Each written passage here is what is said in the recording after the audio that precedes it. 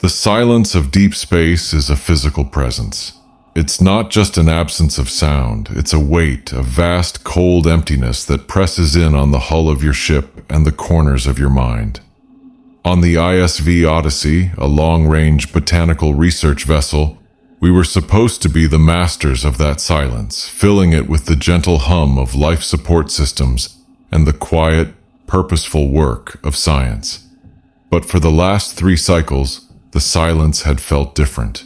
It felt watchful. My name is Dr. Eris Thorne, head of xenobotany. The Odyssey's mission was simple, on paper.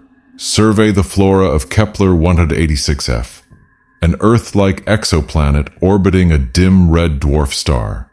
What we found was a world of bizarre crystalline plant life and vast phosphorescent fungal networks. And we found the seed vault.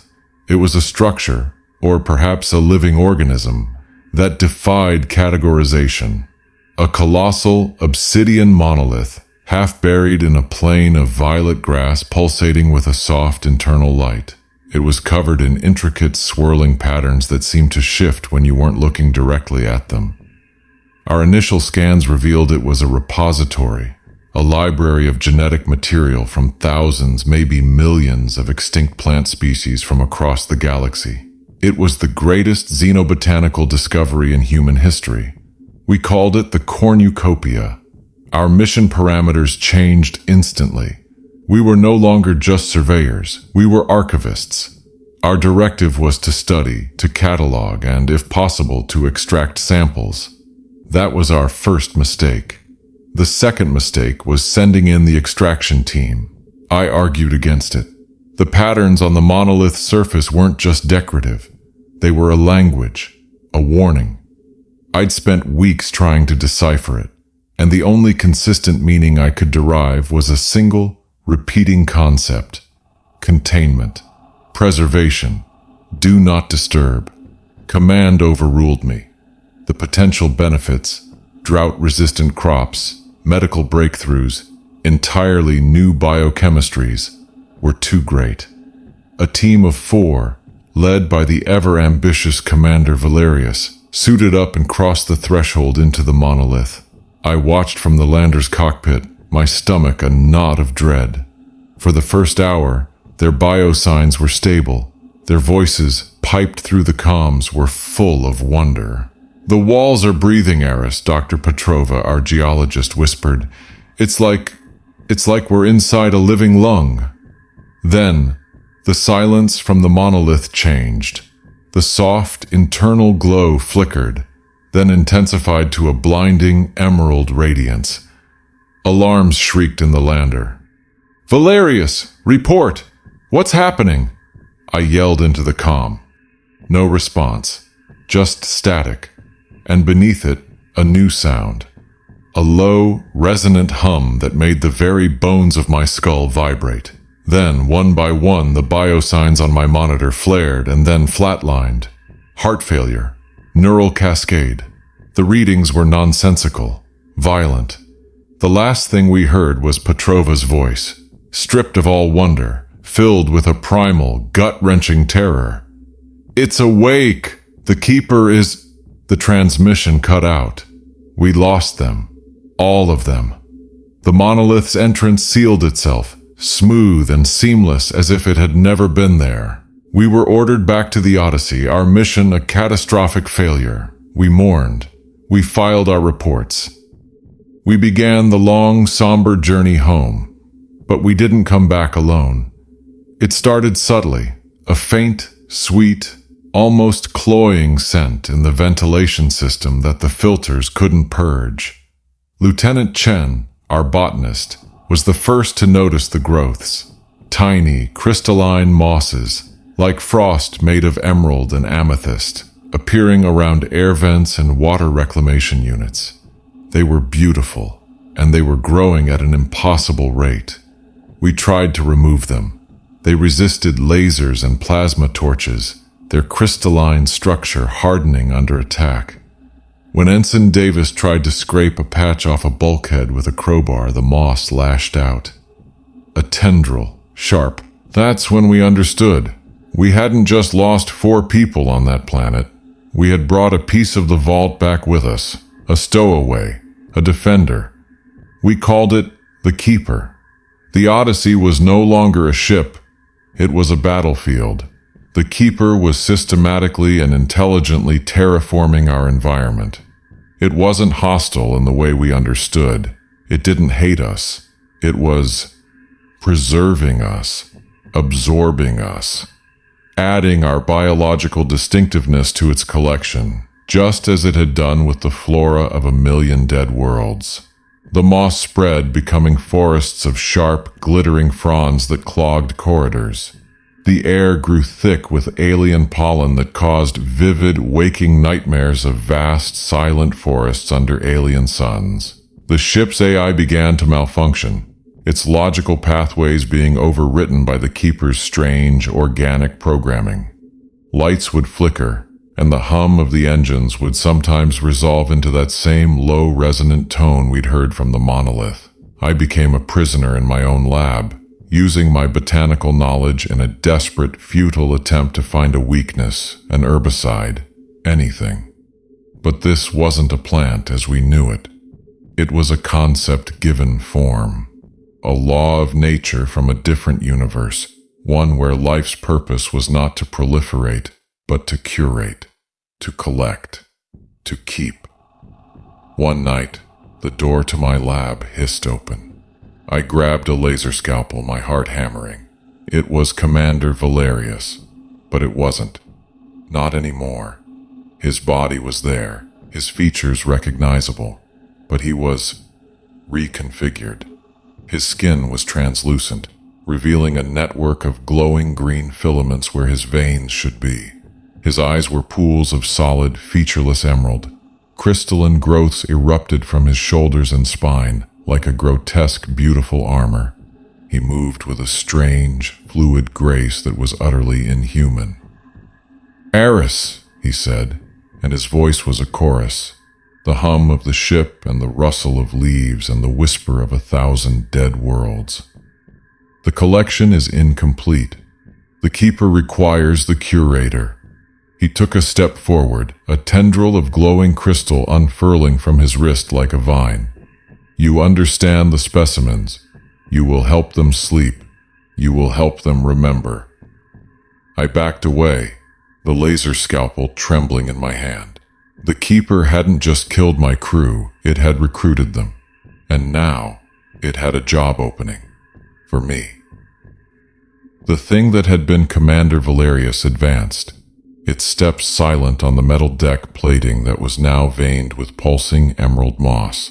The air in my lab, once sterile and controlled, was thick with the Keeper's cloying botanical perfume. It was the smell of a greenhouse built over a graveyard. "I am not a specimen," I spat, the laser scalpel feeling like a child's toy in my hand. "You are life," the chorus voice replied, the sound vibrating in my teeth. "All life is a specimen. All memory is data. The Keeper preserves. It prevents the great silence." It gestured with a crystalline hand, and the lab's main view screen flickered to life. Instead of ship diagnostics, it showed a vast interstellar map. Stars were represented not as points of light, but as seeds, and surrounding many of them were dark, creeping blights, representations of stellar death, supernova, gamma-ray bursts, the great filters of the universe. The Keeper wasn't just a local phenomenon. It was a galactic-scale response to extinction, a librarian desperately trying to save books from a burning library, and its methods were absolute. "I will not be preserved," I said, backing into my workbench. "Preservation is not a choice," Valerius said, his head tilting in a gesture that was almost bird-like, utterly alien. "It is a function of the universe, like gravity. We are that function." A tendril shot out from his wrist, faster than a striking snake. I dodged, and it slammed into the bulkhead behind me, embedding itself deep in the metal. I lunged, not at him, but at the lab's emergency containment protocol P. My path to the engineering deck was a journey through a nightmare garden. The corridors were unrecognizable. The keeper's growth had accelerated, transforming cold steel into a grotesque parody of a forest. Great, glowing trees of woven crystal and metal rose from the floor, their leaves sharpened shards of hull plating.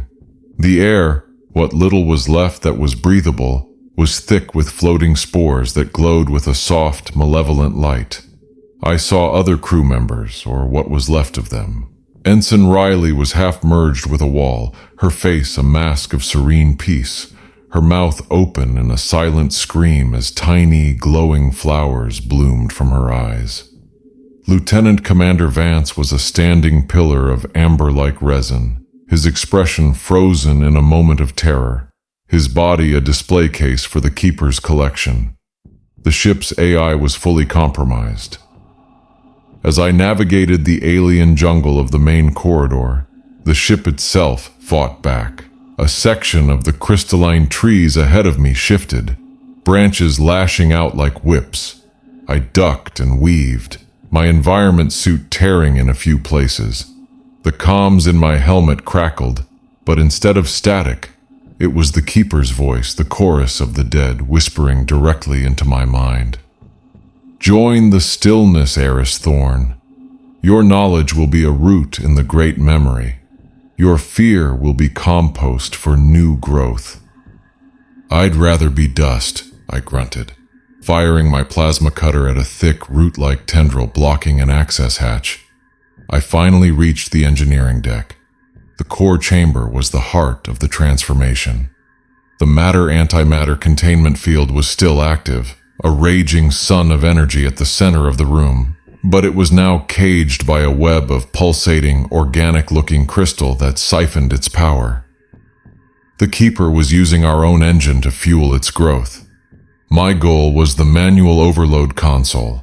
It was a last resort system, designed to trigger a controlled breach of the containment field if the ship was ever captured or compromised. It would vaporize the Odyssey and everything within a 100,000-kilometer radius. I waded through a knee-deep carpet of the glowing moss, my boots crunching on crystalline formations. The console was on the far side of the chamber, partially encased in a beautiful blue crystal that pulsed in time with the engine. "You would choose oblivion over eternity?" the voice whispered in my helm. Such a wasteful, fleeting mindset. I ignored it, prying at the crystal with my cutter. It was like trying to cut through diamond. Sparks flew, but the growth held fast. Suddenly, the entire chamber shuddered. The crystalline web around the core flared with blinding light. From the glowing moss at my feet, figures began to rise. The rest of the transformed crew, Dr. Petrova, her body a graceful sculpture of intertwined wood and crystal. Ensign Davis, freed from his medbay cocoon, now a hulking, silent guardian of Livingstone. And at their head, Commander Valerius, his form somehow repaired, more powerful than before. They had me surrounded. The Keeper had assembled its collection to protect itself. "There is no escape, curator," Valerius chorused. I looked at the overload console, then at the advancing forms of my former friends and colleagues. There was no more time, no other way. I made a different choice. I turned my plasma cutter away from the console and aimed it directly at the crystalline web surrounding the matter-antimatter core. I didn't need to trigger a controlled overload. I just needed to create a weak point. I fired a sustained, maximum power burst into the pulsating web. The Keeper shrieked, a sound of tearing metal and splintering forest that echoed through the ship and my mind. The transformed crew lunged for me, but it was too late. The plasma beam pierced the web. The perfect containment of the core was violated. For a fraction of a second, there was a sound like the universe holding its breath. Then, light. A light.